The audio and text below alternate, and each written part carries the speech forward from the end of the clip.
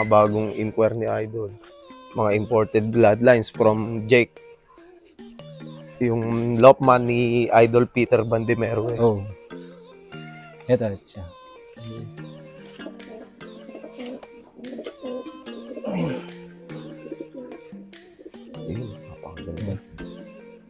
Hindi tingnan mo yung pakpak.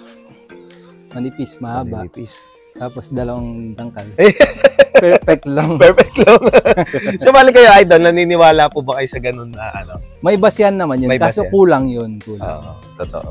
Opinion ko lang, dapat kasama yung size. Sa size. Oh, Size. sa size. Kasi yung mga malalaking ibon, hindi talaga kaya dito sa Pilipinas. May mga nagcha-champion na malalaki, pero siguro sa 10 champion, Iisa o dalawa lang. isa ang malaki. Siyam doon, Maliliit. small to medium lang. Oo, totoo. So yun yung pinaka-common sense Ayun. na talaga. So, bali talaga, sa totoo, bloodline pa rin. Ano, Bloodline, Bloodline sukat, pa rin, ganyan. sukat. Malaking factor yung sukat ng ibon. Oo. So, siya, Idol, ano siya, medium size lang siya. Oh, small to medium lang to. Slow to medium. Ang late niya, oh. Ganda. Kak na to. Pack na.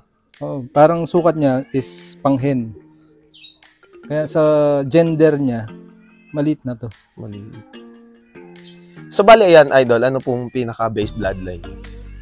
Ang bloodline nito, Hagens, Okay. Kuipers. Long distance pa rin. Long distance talaga. Kaya, yan, sana gumalaw dito. Gumalaw. Shoutout, Kuya Jake. Ayun. Ganda. Gandang ibon. Gandang ibon. So, mga original na kulay ng Hagens, ano po? Oo. Mapula. Mga pula. Ilanggam. Ayan yung mga simple Tsaka, breeder niya. Ano. May kumuha din tayo. Yung mga Black Empire birds. Galing kay LG Champson. Mga Ayun. consistent winner. Consistent. North and South. Oh. Ipinare ko dun sa kapatid ni Hezekiah naman na galing kay Mark. Ano po, no? Consistent winner to mga Black Empire birds. Ano po yan, Idol? Acquired internationally o locally din? Local lang dito. Local lang. din. Dito din po.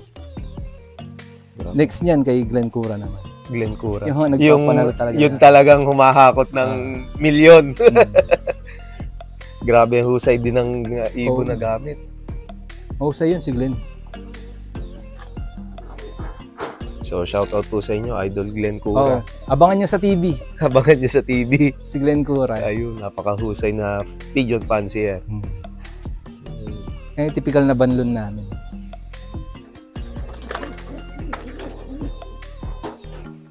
Ito. Bali tito to nung first overall champion ng South. Kapatid nung, anak nung 6th overall.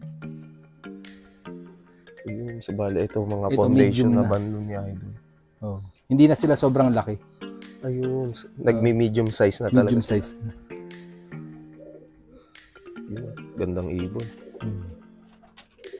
So bali kayo, Idol, dito sa loft nyo, paano po kayo nagse-select ng breeder para isa lang sa upcoming season para makuha na ng mga panlaban? Yung mga breeder namin dito, nakakategorize na kung pang north ba o pang south. Ayun. Kung may characteristics ba na tumatagos ng smash. Hindi literal na tumatagos ng ulan. Kumbaga kaya bang mag-clock pag hard race o ano. Yun yung pinaka-selection namin. Tapos next criteria namin yung katawan. Ayun, sa katawan talaga. Yung size. Body conformation talaga po. Hindi kami masyadong tumitingin sa build eh. More on size kami. Ayun. Hindi pwedeng pagparisin yung medium to medium. Gusto namin medium to small. Medium to small. Tapos, o kaya small to small, ganyan. Yung mga malalaki namin na ibon, kumbaga hindi namin na nilalaban yung mga anak nila. Ini-infuse namin sa maliliit para yung mga lalabas na maliit, yun na yung gagawin. Yun na yung gagamiting ano. Ayun. Pinapalit namin talagang ngayon. Kasi sa years of experience po, talagang ano, no? Yung mga malalaki namin, mabilis eh. Kaso pag dulo na, yung mga maliliit na natitira. Ayun. Yung mga kapatid nila, lalo na hen. Kaya nga ngayong season ng summer tsaka north, lahat ng hen namin panglaban. Panlaban. Yung mga nestmate nila na kak, lahat yun i-out namin. Ganun. So, more on hen racer naman po kayo ngayon? Hen. Ayun. Siguro may maligaw man na kak. Depende sa ano po. Meron na kami naka-ready na na loft system para sa mga kak. Ayun. So, bale, ano po, no? Actually, pag-aaral pa rin po yung ginagawa nyo, Idol? Talagang hanggang sa ngayon. So, bale, Idol, ilang years na po kayong nasa pigeon industry? 2008. Nung pag-graduate na ako ng college nun 2008, nag-start kami ng talagang pigeon racing. Ayun. Pero bago pa yun, 2003, nag-aalaga na kami. Tapos, nag-stop kami nung nag-overall kami na South. 6th overall. Focus sa career, sa trabaho. Sa trabaho. Tapos, nung nainip nung nag-asawa si Joren, yung kapatid ko. Walang ibang ginagawa.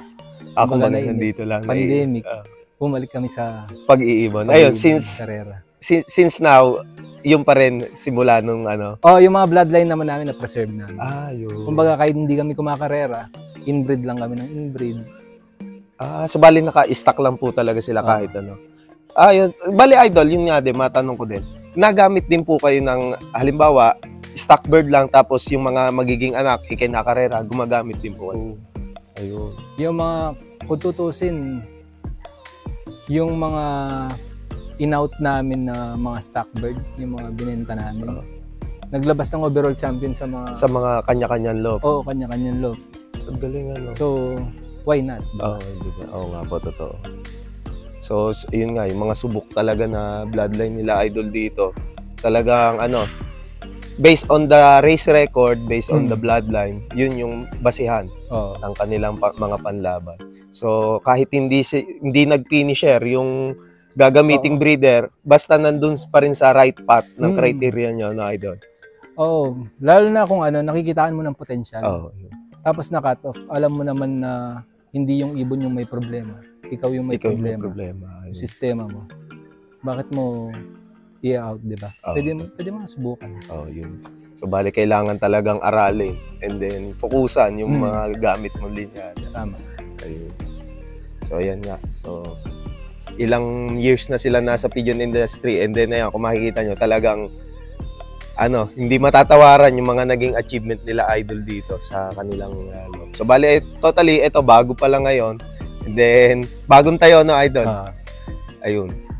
Makikita natin lalo yung mga susunod pa. Gamit ang Marathon Pro. Marathon Pro Racing. Ayun. Saka yung mga yellow drops. So, Idol, meron po ba kayong mga isa-shoutout? Ayan, shoutout sa mga tropang Marathon Pro. Ayun. Sa mga winner ngayong season, lalo na sa champion Mike Vincent Baluyot, Alfie Angeles, Glenn Cura, Eddie Boy, tsaka si Golden Boy, tsaka yung kapatid ko si Joren Gomez.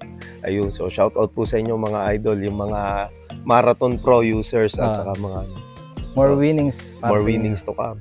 Happy flying po sa inyong lahat. So bale yan nga, kung gusto nyo, Idol, huling katanungan, kayo po ba nag-out din ng mga bloodline nyo dito in case na may magtanong na mga newbie fanciers natin? Yung mga, abangan nyo yung mga kak na i-release namin. Ayun. Mga young bird na kak. Ayun, napakaswerte nyo pagka nakakuha kayo ng mga kak dito kila Idol na, so bali selection sa mga panlaban pero i-out yung mga kak. Ayun. So, PM nyo lang si Idol Renz Gomez sa kanyang Facebook page. So, bali, naka-flash yung kanyang Facebook page. So, bali, Idol, maraming salamat po sa pagtanggap nyo sa amin dito. And then, hopefully, makabalik ulit tayo. Medyo malayo-layo nga lang na biya, pero, ayan, welcome tayo dito. Susunod ako na papasyal dun. So, bali, ayan. Kung bago pa nga lang kayo sa aming YouTube channel, mag-like, comment, share, and subscribe ka na. Hit mo na rin yung notification bell button para lagi kayo ma-update sa mga bagong video na atin ilalabas. So, eto nga din, maisingit ko pala, meron din palang YouTube channel si Idol. So, bale yan, search nyo lang yung nasa banner and then naka-flash na rin sa screen yung kanyang YouTube channel para mapanood yung mga sistema na ginagawa nila dito sa kanilang loft. Ayan. Steadybird TV. Ayun, Steadybird TV. Subscribe nyo na. So maraming salamat mga kalapatid. See you next video. Paalam.